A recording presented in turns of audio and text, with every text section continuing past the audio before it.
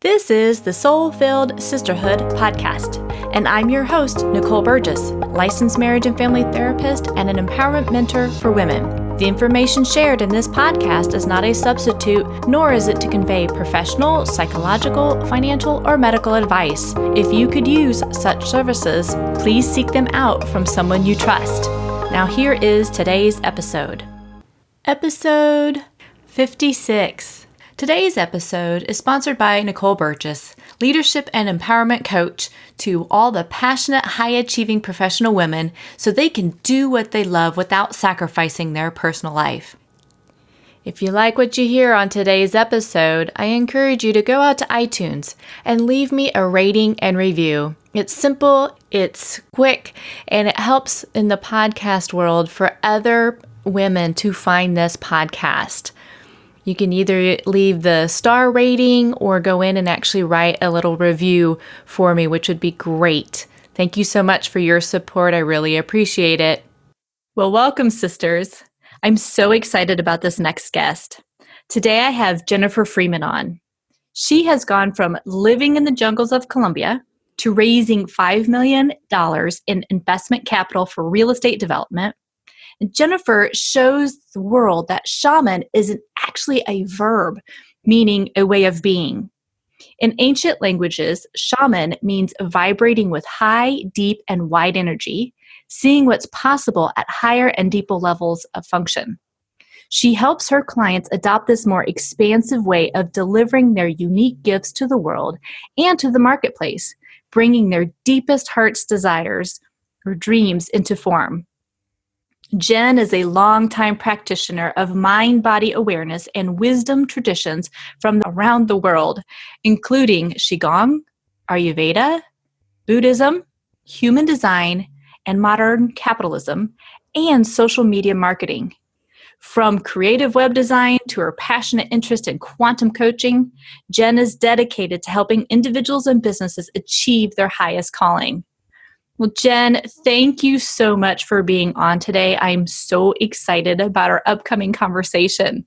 Thank you so much, Nicole. Me too. I really am. It's an honor. Thank you for having me. I know for many of my listeners, they know this spiritual stuff is like right up my alley, and we cannot have our business without also being spiritual beings too. At least that's my belief. And so I love that we're going to dive into some of these things that you do with your clients as well and explore this more at a deeper level.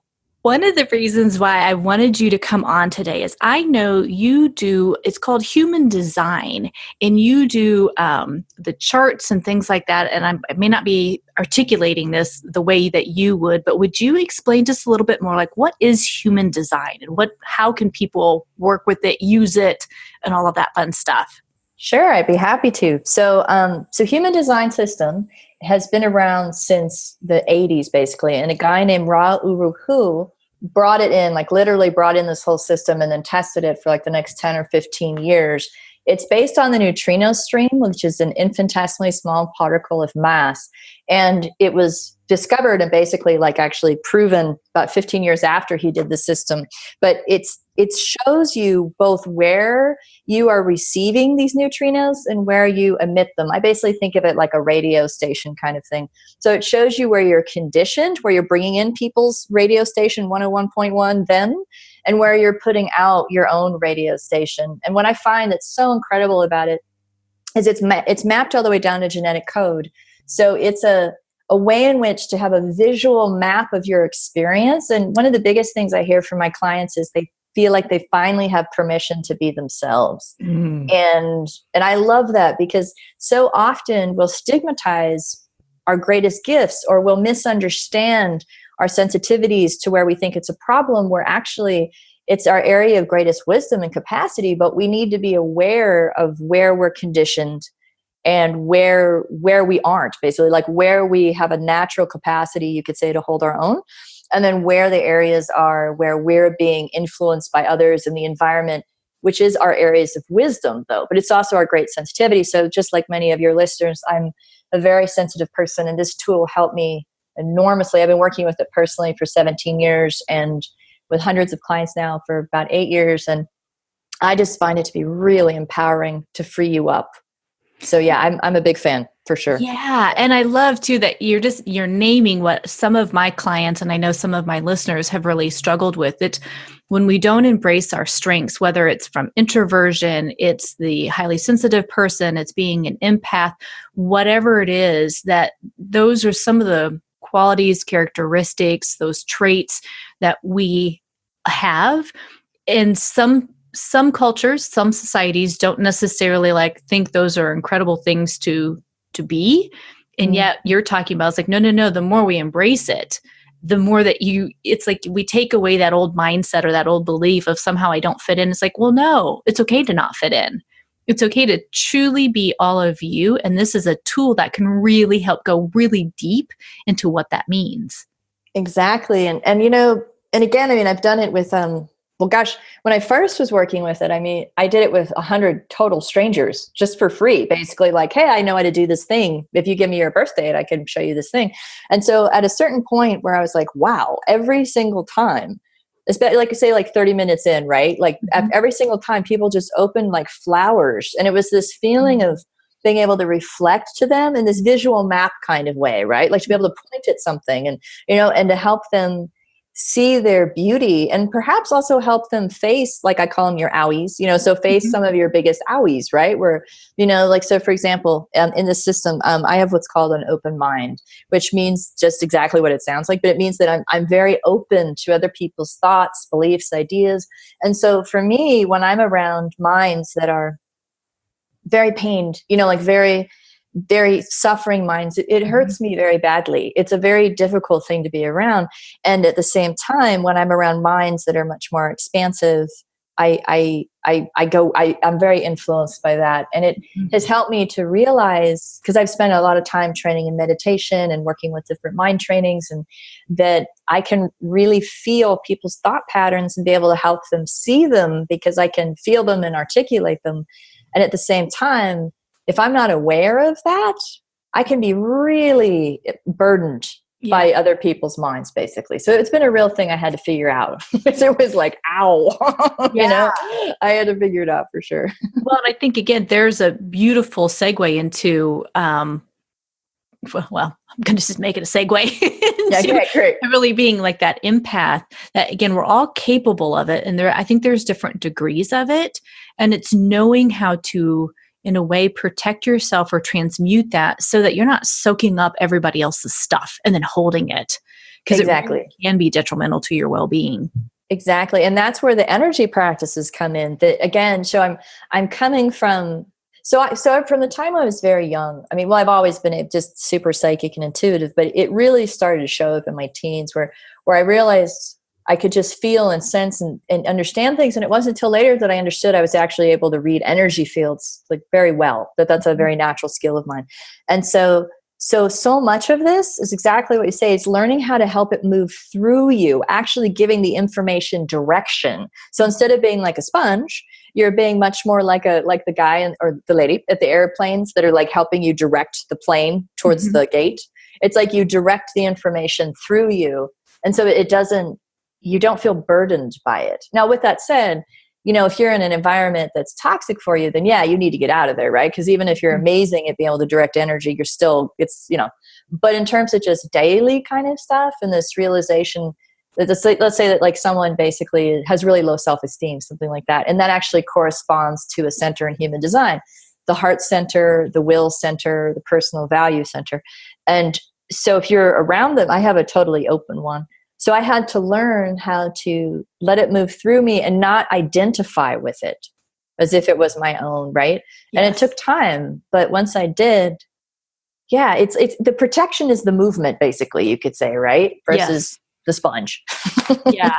And I like that. There is a reframe. It's the protection is truly, it's being able to move that versus hold on to it. Because I know you and we actually met through a different coaching program, and some of that connection we've talked about even on today's meeting that we were in, we were saying, the person that we're working with is 100% responsible for themselves. Just like you are responsible for you, I'm responsible for me. We all take that 100% ownership. And this is also part of it. It's like whoever I'm working with, their energy that they're bringing is not mine to own. Yeah. Move it. And I can, place it wherever it needs to be. And so that's also part of when they're coming in, if they're suffering and you're going over their human design information, they can see where they're maybe kind of stuck or clogged or, transmute it a little bit. Mm-hmm. Well, and one of the big pieces as well, and this is one of those things that the system is super complex, but at the same time, the high level information in many ways, even if that's all you got, it's incredible, right? But if you want to, you can geek out and go really deep for sure. So, but within that, one of the key pieces is that an example I use is, so say we're in a room, there's the TV, if there's a TV in the room, but it's all like shining and it tends to draw our attention because it's flickering and changing and there's lights and colors. We don't really tend to notice the furniture because it's just there, right?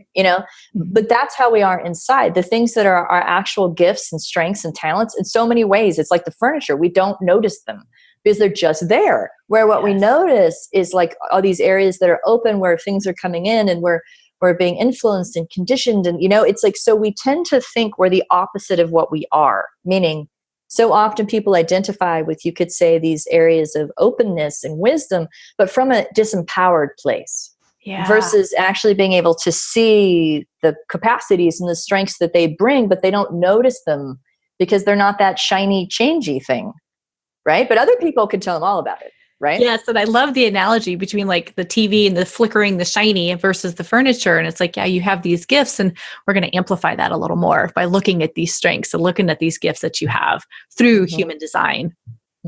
Yep. And again, that sense of really, again, I'm sure you've seen this too in your work, by like the 10th time you've heard a client say the exact same sentence, you're like, I think there's a there. So, and in this case, that feeling of permission of, that it's okay. So say, for example, you're female, it's okay if you have a very strong voice and, you're very strong-willed and you're here to really bring forward something, but, really not a sit in the back kind of person. That's fine. Same way, it's fine if you're actually here to be more quiet, introspective, and you're here to maybe say that one sentence that changes everything for someone. It's no longer thinking you need to be what you're not. Yes. Yeah. And I just, I just love it. And it's so getting to talk to you right now. I mean, really, that's a big part of why I do what I do is to help people see themselves, because we need their gifts. It's like, this is a moment of climate planetary emergence. We need all hands on deck. We need everyone. Bring your gifts. It's time, So yeah, I love helping people do that. So. Well, share just a little bit then, Jen, because I know you've talked about this in a different conversation that you've had with some other people, and I was part of this. How does human design, or how can it actually help some of my listeners, like whether in regards to relationship, their professional life, or even the communication skills, how can this tool help them in some specific areas of life? I know you've already kind of given some examples of that. Yeah, absolutely. It's a great question. So, let's take more personal relationships. So that if you see your design and then see your partner's design, first of all, it's just kind of mind blowing to actually see how much we're not alike, right? To really be like, oh my God, like you're not kidding. You really do it different than me. But so I feel like one of the things it breeds or creates is an atmosphere of compassion that what I call is like the compassion leading to communion, because you're not doing the accidental violence. That's the other term I use, where you don't realize you're trying to make someone be like you because you literally think it's just how it is. You don't get this is your perspective, right? On this kind of fundamental level that you're an instrument. It's like you're a flute and you're talking to your trombone partner. And and telling them it's all about the wind, right? Or whatever, So what I found in both of my own relationships and the people I've worked with, it changes their listening so that they're much more open to listening on a deeper level about how the other person's experience is different than theirs. And it really does seem to create this quality of communion. Like you can really be interdependent in your differences and actually be even in awe of what you bring to the partnership, right? Instead of that, more lower level friction where you're butting heads, right? Because you're just more unconscious that you're doing it differently on this level. So similar as well in communication. So Nicole, when Nicole and I were speaking before she started recording, so in human design, I've got basically what's considered a strong voice, actually, as does Nicole. We share a similar trait. And so I realized that for me, shooting video worked with my design really well, because I'm able to speak just on the fly. Like I could just literally turn on a camera and talk, and I don't feel shy. I don't feel embarrassed. I don't feel like there's no one there. Like I can feel myself connecting with the people through the camera. And it's easy for me. Whereas my colleague that I'm working on a book project with, she is not like that. Like it's just like pulling teeth, right? But I had her shoot a video with me to promote our course, right? But I really got to appreciate that by me just understanding that's my strength and just using it. Just being like, oh, right, this is actually where I shine. So let me shine, right? Instead of, oh, I should, polish my copywriting marketing skills, which of course are important, right? But to get that, just to really truly play to my strengths. And I think it would be the same for anyone who were looking through that lens of like, where's my real win, right? Am I a storyteller? Am I here to sell things to people? Am I here to be able to articulate the core benefits for society? Am I here to be a role model? Like these are all the things that are built into the system, very specific reflections, you could say. And then thirdly, that for your relationship with yourself, the clearer you get with yourself, then the more you're able to be a clear mirror. And I'd say a really impactful mirror, because your presence is that much more grounded in your truth, right? Yes. About who you are. Yeah. Yeah. And I think that the key to this that you're hitting is the human design is a tool like any other tools that we have, whether it's Myers-Briggs or astrology, whatever it is. That to me, I think the key to any of us, right, is that when we know ourselves, that's really, like you said, that's what we mirror out into the world, and then we receive it back. So that when we don't know ourselves, when we're disconnected from ourselves, that's where I think a lot of that suffering really does come in, because it's like you're putting stuff out there like, oh, I'm not enough, and oh, I can't do this. And it's like, but yet you can. And it really can also, like you're saying, impact your relationships in a positive or maybe a negative way when you're trying to make the other person conform to you. And it's like, now I understand you better. And it just can open up a whole nother depth of connection. Yeah. And it really, in business partnerships as well, because I've done this for teams, and that's super cool. And I mean, in a different way, but to be able to be like, no, really, like she's the one who can see the larger strategic plan and articulate the details. You're the one who should really decide the pricing, because you really understand how to value things, right? You're the one who understands how to tell the story. So being able to give everyone the permission again and to validate them so that it is like, oh no, really, like let her lead here. Because this is her gig. This is where she really naturally does it. So, you're just talking to you about it makes me like, It's like, there's a lot of avenues I know you and I can go down on this. And then also too, just the recognition that as we do this work for ourselves, and like you're saying, the mirrors, because like I'm similar to you, I'm interested in a lot of these tools, and I do my best. Because there's that saying that the tool is only as good as the consciousness of the person using it, right? So that I do my best to reflect to people really the truth of where they're at. Like one client said, it's like you don't beat around the bush at all. Like if there's something there that's difficult, you'll say it, but it's helping see it in the larger context, so they can really see how it can work to their benefit and how they can mitigate it, right? Like it doesn't have to rule them. Right. Yes. And that to me as well it's just so empowering, And I can't tell you how many times I've seen the greatest strength is the greatest weakness and vice versa. And the very thing people are the most hesitant about is truly their magic, their mojo, Yep. Yeah. And I think, again, some of my listeners, I know they struggle with being an introvert, right? And that's part of their first little letter and the Myers-Briggs piece of it. But I think there's, at least in the US, there's a lot of kind of negative talk about introversion versus extroversion. And again, it's nothing more than how you really recharge your batteries and how you really process information. And so when you embrace that part of you, like, oh, you're a deep thinker and that you may need a little more time to recharge, there's nothing wrong with that, because studies, they're now doing more and more research of how introverts can really make incredible leaders. And there's so many of introverts that are out there truly leading. And it's like trying to blow a lot of this old myth stuff out of the water. Like, oh, well, you can't do presentations. You love to be in front of the camera and do video. I mean, that to me is like, there's a way of leading. It's visual leading people. Yeah. Well, and one thing just with what you just said about the introversion, the reality of that, I mean, especially in Western culture, like you're saying, in the States in particular, the myth, like the idea that everybody should be this like, person in the front that's like a charismatic, larger than life person, right? Mm-hmm. But in reality, to really take something in deeply, it takes time. Yes. It really does. Yes. And then to be able to, again, like as you said, use your strength to put that out into the world, whatever way that is for you, then you're able to then create that ripple effect and make those impacts that you're wanting to make through that strength.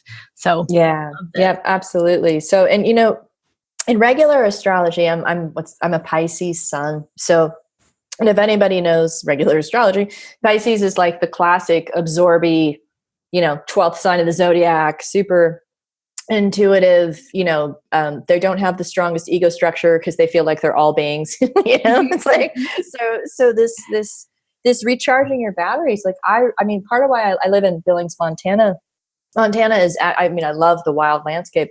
There's only 1 million people in the entire state. And if you look at the state, it's a big state. Yes. There's a lot of space. So like for me, that ability to recharge, because I've lived in urban centers, I grew up in them. But for me, it's like, I know I need literal space. Because again, I feel the energy field so strongly, right? So it's like, I need space where I can just be with some trees. Yes. Or just be with a mountain and then, but from there, if I let myself have it, then what I have to say is so much more impactful, I think, really, because I've given myself what I needed. It cooks inside. Right. And then I can come back out. So I totally agree with you. And all your listeners that are introverts, let's go, people. We can do this. Get the time we need and then bring out our gifts. I totally agree with that. Well, and I think you've hit upon it too. When we do get to recharge, when we give ourselves that space, that's where the creativity piece of it does come from. It's not from the hustle and the bustling. It is sometimes needing that true space in order to do that. And as highly sensitives, have a connection to nature, like what you're talking about, being with the trees, being in the mountains, all of that good stuff, walking barefoot in the grass, it's all of that is helping to recharge and staying connected to the creativity. And I know you and I were talking also before I hit record about using the right and the left side of the brain. It's not one or the other, it's integrating both to be able to really use your strengths as well. Yes. And, so, and I was also mentioning to Nicole earlier, I'm definitely a science geek and I'm way into quantum physics. And I love being able to speak science as a bridge for this bridging the right and left brain. Right. And so the more science is beginning to recognize, as much as it's kicking and screaming on many levels in this process, that energy and energy fields, well, not only that they're real, right, but that they are so much more sophisticated and operate so much faster than the Newtonian level of just thinking about chemistry, right? That there's like so much more happening at that level. So that for us, so from the introvert, highly sensitive perspective, or just again, how I see it, the reality is that we're actually tuned to much higher levels of consciousness and higher frequencies and are taking in enormous amounts of data, so that our intuitive knowing, like I have a shaman mentor, and as he puts it, that deeper level of awareness operates at 50 million bits per second versus the flashlight of consciousness of the neocortex, the troubleshooting, the like trying to understand everything linearly is 50 bits per second. Oh, wow. I mean, we're talking like a beyond comprehension different level. So the people that would be drawn to you and me both and work with us, I mean, part of what they're here to learn and to manage and integrate is they're taking in enormous amounts of data that's very valuable, but it needs to be processed. Like they need the time to integrate it.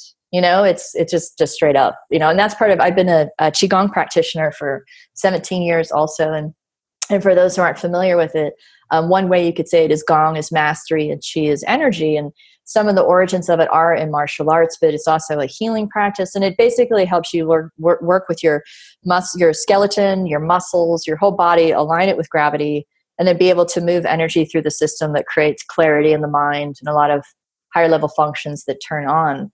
So in every level, I've been very fortunate to study with some amazing embodied masters, and every single one the more embodied they become, the more they're talking about these energy fields and the very things that all the introverts and the sensitive people know, but can't prove per se, right? Mm-hmm. Yeah. So just to be like, again, science backs us. It does. And I love how you brought that in, because again, the tools that we're talking about, the human design, yes, I think, you've talked a little bit, there's some astrology in it, and there's also the quantum physics piece that is also in that. And before we jump ahead, I want to back up just a little bit. Can you explain just a little bit? Because I know quantum physics, again, so often I hear people say, well, that's just a woo-woo-y thing. It's something way out there. And it's not.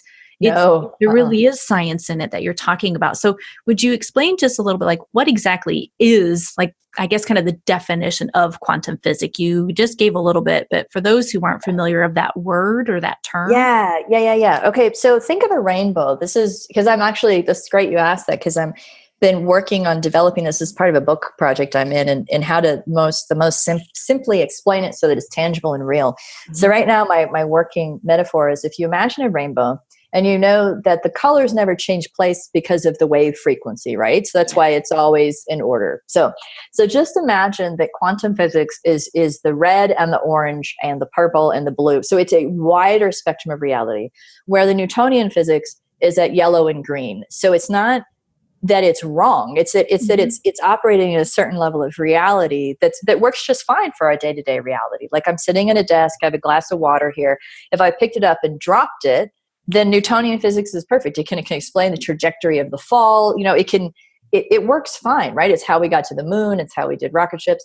But when you go, so quantum physics, basically where they first really started to see it, is when you go down deep, as you go smaller and smaller down to the atomic level. What they realized is that matter stopped operating like at the Newtonian level. It literally just stopped doing it. And so then they were basically like, what the frick, like, what's happening, right? And this is 80 years ago, right? And then at the same time, as you closer to the speed of light, so as you basically go outside of what most of us consciously are aware of, right? But even though we are the full rainbow, we are red to purple, we just don't think we are, because matter has this very handy capacity to stay in shape. So we think it's solid, but really, it's not. It's solid in the sense you could say they decided to stay in the shape of a chair, right? But they're not. But if you go deep into it, then there's actually space, and energy moves incredibly quickly, like literally the speed of light, right? So where this comes in terms of the application, because even right now, the fact that we're on Zoom, I'm looking at a computer screen where it's got this thin screen, all of this is based on quantum physics principles, all of it. So, but it hasn't made it over into the life sciences yet. Like, that's still dragging. And so there's a book called The Biology of Belief that you may be familiar with. It's been out for about 10 years by Bruce Lipton, who's a PhD in biology. Yeah. And so I was reading it the other day again for this book project, and I came across this fact, and I do love me some good facts. So basically talking about, as they're realizing the speed of this energy transfer in cells, that it's 186,000 miles per second, while the speed of a diffusible chemical is considerably less than 1 centimeter per second. So basically, to translate back to the metaphor, when they look at the red and the purple, they're like, oh my God, it's going 186,000 miles per second. Like, all these things that our bodies do that seem so mysterious and woo-woo is actually the interface of light and waves. And we it's incredible stuff, right? And so this is part of, as you start to understand this, and get that we are both, that simultaneously, sure, if my leg's broken, I'm like, take me to the hospital, let me set my leg with Newtonian medicine, right? And at the same time, understanding how I use my mind to think about the leg is quantum. Yeah. Like, if I align my energy with seeing the body begin to heal more quickly, and again, and this is where we go into an area where basically we've been having a paradigm shift for about 80 years, but it's so fundamental that it's taking a while to get through, because it goes so against what our eyes tell us. Yes.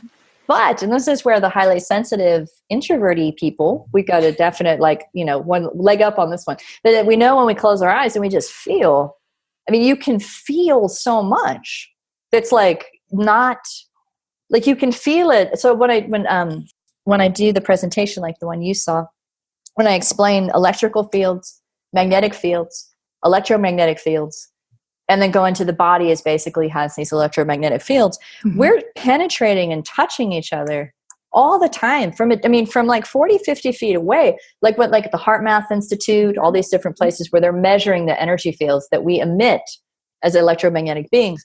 So we're always being bathed in each other's energy fields, but we can't see it with our eyes. Yes. And so that's the real thing for me is like, right, your eyes can tell you a lot, but there's this other thing going on. So yeah. And that's why I wanted you to kind of bring both of this in here, because again, it's like, here's a tool, here's some information, and also all the energy work you've done. And I talk quite a bit in my podcast about meditation and having a spiritual practice, because that's part of where like, the whole thing of visualization. This is just like a tip of the iceberg, where what you're really talking about, that deeper part, is the quantum physics, like, because our future isn't here yet. Yeah. So we can really hone in on creating that. And again, it's not all woo-woo-y, it's not necessarily like, because I had this exact vision, it's going to work out this exact way. It's other things can definitely morph itself into these things. But it's not bringing the old stuff where, again, our eyes can limit us and our old beliefs can limit us to where we can go. It's being able to break through that and even go deeper and further. And one phrase, so my teacher and mentor, his name's Francis Rico, and he wrote a book called The Shaman's Guide to Deep Beauty that the University of California University System uses as one of its textbooks for indigenous wisdom. And he traveled all over the Americas, from the tip of Alaska down to the southernmost point in Chile, studying with all these indigenous elders. And it's part of why I love him so much, right? I love my data. And there's a phrase that is one that I think really sums it up. It's a deep indigenous wisdom, which is the energy moves, we make up a story, and we believe it. Mm-hmm. And so if you can go backwards in that, if you can basically stay with what I call the raw data, stay with the energy, stay with what's actually happening. So let's say, maybe you're having a difficult conversation with someone, right? And the energy is your solar plexus is shutting down. You feel kind of hot and tingly. You can feel your jaws tightening. So maybe there's like some anger there, right? But if you just stay with the sensation itself, don't create the story of, oh, this is just like how my dad was. You know what I mean? Yes. Right?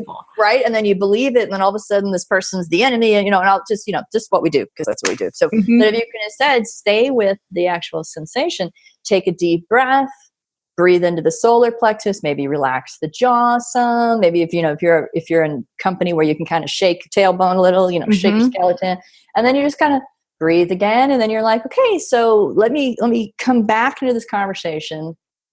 And then maybe basically what you were feeling was the person actually was just thought about their spouse who forgot to call them this morning. So was actually feeling upset about their own personal life, but you felt it and then personalized it and turned it into a thing. And now, but if you don't do that, the energy can move so fast. Yes. Right. Versus if you turned it into a story, and now you basically believe it. And now you're like, oh, this person's just like my dad. I can never talk to them, it's just, and we do it all the time. I mean, this is the nature of being human, right? We tell stories. That's what we do, right? So, but if you can stay with the energy, but it takes discipline, right? I mean, because then it means you're really feeling your feelings, right? Right. And that's the whole point too of having your own spiritual practice. It's truly a practice, so that, even today, again, this conversation I've been having with folks, one of my frustrations, I started to create a story around it. And so it's so appropriate you're talking about this. And it's just like, okay, stay with the energy of it, release it, you're managing it, you're getting things worked out. It's going to be okay. But in this moment, it's like, what is this? Yeah, right. Humanness. Yeah. Right. Well, and this is where, just to link it back, this is, again, where human design can be such an aha for people, because it can help them differentiate. Because the thing is, the mind is not in the brain. The mind is distributed through the entire system, right? And I'm with you on the spiritual practice tip. I had a daily one for 17 years. And again, a lot happened clearly 17 years ago. A lot came into my life. But because that's just it, right? You have to practice it. So when you really need it, it's there, and just what it does as a result. And that's the thing about working with energy at this level in human design, is when it can show you where you're open, so where you're more influenced, where you naturally feel more, basically, then it can help you realize literally those are the places where you tend to make up stories. Yes. Right? So it can really help this. Like it's just one of those things you're like, oh, right. Like, so for example, I have what's called a fixed immune system, meaning mine's supercharged. It's on all the time. Like, I always have my own immune system, but people can have it open. And when they have it open, they're feeling everyone else's illnesses in them. They actually make great healers because they can diagnose based on what they're feeling in their own body. Right. Mm-hmm. But until they understand that, they can be so burdened by the immune system's fears. And one of the things that'll happen is they'll cling to relationships, and as I put it, like way past the sell-by date, because their immune system is holding on to the other person's immune system as safety. So again, this is below psychology. This is not, right. Or you can say this is not like you don't have conscious control in the sense you're just going to say, oh, I'm going to not do that. But if you become aware of it, like I had a 12-year-old girl who was terrified to go to soccer camp because she had a totally open immune system center. And I helped her see she was feeling everyone else's fear. Mm-hmm. So that she didn't have to personalize it anymore. And so then she was able to learn how to let it move through. Just let it stay energy, basically. And she could go to soccer camp and she could do all this stuff. And it was so amazing to see. Like, but somebody, the reason I think it was so powerful and was so quick is I was able to help her pinpoint in her physiology where she was experiencing the inflow of energy. And then that matched the stories that were being made so that she could undo the stories pretty easily, right? Yeah. So is that too complicated, or is that no? It's again, it's taken me back, and I did an episode where I talked about rewriting your inner story. Nice. Everything that you're talking about, it really normalizes. For us humans, we do this. We literally create a story. I say anytime we have a thought, I can't remember now who said it, just because we have a thought doesn't mean it's true. Right. And so much of that is what I find with my clients, and even for myself. It's like, okay, I had a thought. Now I've got another thought. So I've created a paragraph. Pretty soon I've got a page. Pretty soon I have a chapter. Pretty soon I have a whole book of why X, Y, and Z is not going to work, or how this is going to happen, or whatever it may be, which is typically fear-based, right? Mm-hmm. Where I'm pulling from that past experience, and now it's going to happen again, which again is distorted thinking. Once it happens, always going to happen. Not true. But this is all part of it, where it's like, okay, this is the energy, the feelings of things that have come through, where we don't need to attach to that, like what you're talking about, and being able to see it for what it is versus, it's like up close and hold on to it when we don't need to. Yeah. And I know for me, again, because just I'm such a physical person, and I so think with my body. It's just so so that for me, having this tool, having Qigong, having systems that help me understand the embodied cognition and how to be ever more clearly aware of the embodiment and really trust my embodiment. So like if my body pulls away, so this is part of like having a strong immune system too, but so when my body pulls away, I really trust it. Like if it's a no, it's like, okay, it's a no, right? Because that's another aspect of human design, is how to move with authority in the world. Like what's your truth? What's your embodied truth?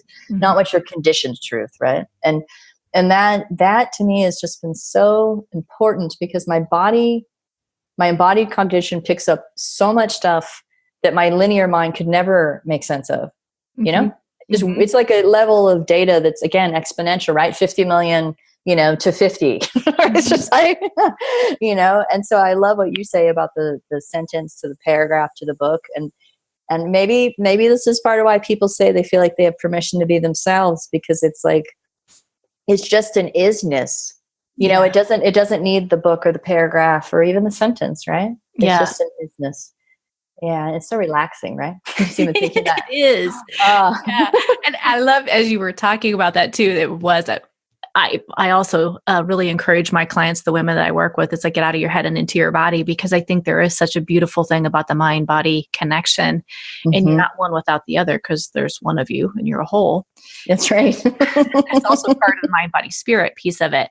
And what you're saying, though, is these tools that we know, or these tools that we've used, they really can help us continue to know ourselves deeper, which then can help as you make decisions going forward as well with it. It's a tool. It doesn't mean it's like you're locked into something. It's like, no, gaining a better understanding of yourself so that you can make a more informed decision.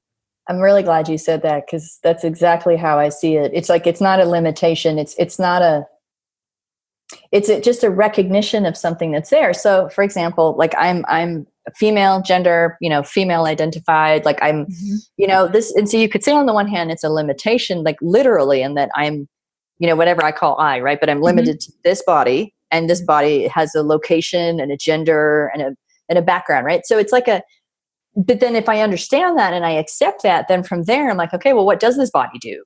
Kind of thing, versus not understanding. So I went to Nigeria. I did business in Nigeria. This was about 9 years ago. And that was the moment. I was living in the Bay Area at the time, where up until then, I just felt like a citizen of the universe, But when I was in Nigeria, and I was doing business with all Africans. I was the only white person I saw pretty much the entire time. And I'm like completely immersed in this other culture. And I was like, right. It's like, I'm a white woman who lives in the Bay Area. It was like this sense of like, right. I have an actual location. And so that to me is what it is. It's a freedom. It's a recognition and a freedom. Like if you just see who you are. And then from there, you're like, how can I be the best me? Yeah. Right. So it's not used to box you. It's used to free you, really. Yeah. So. Absolutely. Yeah. Well, really quick before I actually pivoted just a touch here, I'm curious, can you briefly explain, does human design, I know it does bring in, I think, a little bit of the astrology piece in it, but it's not fully astrology, correct? Correct. Yeah. And human design involves, and that's part of its incredible synthesis. It is based on the date you're born, but there's two separate charts that come together. One's the conscious, one's the unconscious. So, and I call it the angel and the animal, or it's like this recognition that there's two very different things going on, and it shows these two different charts, but it combines the I Ching from the Chinese divination system about the book of changes. So looking at yin yang theory, basically. So that's coded inside of it. It has Kabbalah. It's got chakras. It goes all the way down to genetic code. It's got the astrology as well. And the thing about it is it creates a whole. So there's a synergy. And so the difference of regular astrology versus human design, so probably first and foremost would be the body graph, where human design is showing, you could say, an information circuit, the flow of the information through the whole body, where astrology is more pointing at, because I also teach astrology and love astrology too. So astrology is more pointing at the planetary influences in areas of your life and where your major topics are. So for example, I've got Mars and Capricorn in the third house. So I've got where for me, like being pioneering and asserting in terms of communicating my ideas is where like my Mars energy is really expressed. Right. So, but it doesn't speak to like where human design speaks to, where you and I both share this trait, where we've got this one channel that gives us a lot of juice in our body to be able to really, basically what I call think do. Like we can really like bring things into the world. There's like a specific kind of mojo basically. And so astrology is so awesome to show. I mean, I love it. I use it for all sorts of stuff, but human design does something just beyond it. It shows this energy flow just in a way that like, it's just not the same, but I like to use them. Like I'll draw on them. I draw on all this stuff, right? Numerology, personality, all this stuff. But I keep coming back to human design. And, and I even had one time 8 years ago, I was like, or 9 years ago, I was like, oh, I'm done with this. I won't use it. I had a whole binder for all these designs. I went and threw it out. I was in Hawaii at the time. And the next week it was like all human design all the time. It was like spirit was basically like, actually that would be a no. And I was like, oh my God. So there's even that feeling of like, I tried to throw it away, but spirit was like, nope, get on it. So yeah. So yeah. And again, I mean, I don't put myself out there. I don't consider myself a human design reader, quote unquote. I consider myself as someone who uses it as a tool of empowerment, and I do offer it as its own theme, so people can explore it, if they want on their own. But to me, it's just part of the bigger picture of how do you live true to your how do you bring forward your natural gifts? How do you live true to your natural authority? How do you be in alignment with what you're really here to do, instead of living out your conditioning or living out these old stories that aren't yours, that could very well be your great great grandmother's, right? That's just been passed right along, right? And then there you are living it out. So yeah, so I Yes. So, but that's to me the real main difference with astrology. And the body graph piece, the two charts, the one that's based on the date of birth, that's personality. Then the body one is approximately 88 days before that. So it's basically set when you're still in utero. And I found it remarkably accurate in terms of people's unconscious, people's like inheritance, literally, like their body inheritance, like truly what's coming through the genetic line. So, yeah, but again, I could geek. So fascinating. I know my listeners, I say this often. I'm like, either I'm shaking my head yes and nobody can see it, or I've got a big old grin on my face right now. I'm going, oh my gosh, this is so cool. Good. Because I'm like, I know I can talk about it. So yeah, I got to try to keep it simple. So yeah. Well, I want to pivot really quickly as we begin to wrap up here. What are some of the things that you do for you regarding self-care? Like after working with clients and doing these deep explorations that you do, what are some of your self-care tips? So one of my favorite things is laying on the ground and letting gravity melt me. Oh, yeah. That sounds heavenly. Yes. Yeah. And really, and not on a mattress. I mean, you can do it, of course, but like on a surface where you can really feel, so somewhere between like a wood floor and maybe like a 2-inch mat or something, but where you can really feel the skeleton letting go into gravity. And then, so let's say maybe like, like how women will carry a purse on one shoulder, maybe they have frozen shoulder because their shoulder's up, something like that. So then just allowing those, like feeling them, but not fighting them, just inviting them to melt more and more and more and more into the floor. And it's so nurturing and soothing. And it's such a visceral reminder of the literal support of the ground. Yeah. Right. So that's a big one. And of course you can do it anytime, right? The second one is when it's the time of year, like, cause again, I live in the north, right? So it gets really cold, but so right now everything's green and out. And so just going outside and letting myself just be with the beauty of the leaves moving in the wind and looking at the color and just being alive, basically, like actually just enjoying the beauty of being alive and knowing that is as important, if not more important, than all the other stuff, right? And with that, it's an ever ongoing process, because I bet we share something similar. I mean, if you're the kind of person that wants to do your own business or do coaching or this kind of stuff, there's a good chance you stay pretty busy, and so making sure there's that opportunity to just feel and see and feel the beauty and not be trying to do or achieve anything. Yeah. Just the keyword be. Yes. Yeah. Just be. Yeah. So yeah. And then the third thing would be meditating. Yes. Yeah. So and the older I get and the more, I'm 46 right now, and the older I get, the more I appreciate how sensitive and vulnerable the mind is and how much giving it that rest, giving that nourishment of just being still, basically, and of course, things will arise, and so it's not like trying to not think, but just being with that stillness is so deeply nourishing. It is absolutely. Yeah. So those are my threes that I like. So beautiful.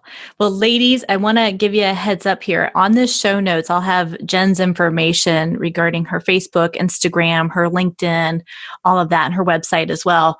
But she right now has 25% off the human design packages for the month of June. So I would encourage you, go out there, check her out, see the information that she has, and then just let her know that you heard her on Soul-Filled Sisterhood, and you can get 25% off if you end up purchasing one of her packages. So Jen, I just want to say thank you so much for being on. This is, for me, I've absolutely enjoyed this conversation. So I really hope that the ladies listening out there, they have as well, that this is another way they can gain more knowledge about themselves. And again, feel more empowered, because the more we know ourselves, the more that we can make those impacts that we're all wanting to do in the world. So thank you so much for being on.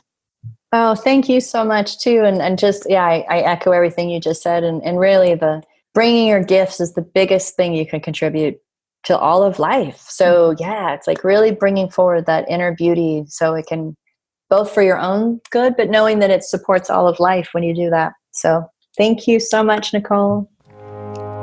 Thank you for listening. If you haven't already, I invite you to go out to iTunes and please leave an honest rating and review. In the podcast world, this really helps other women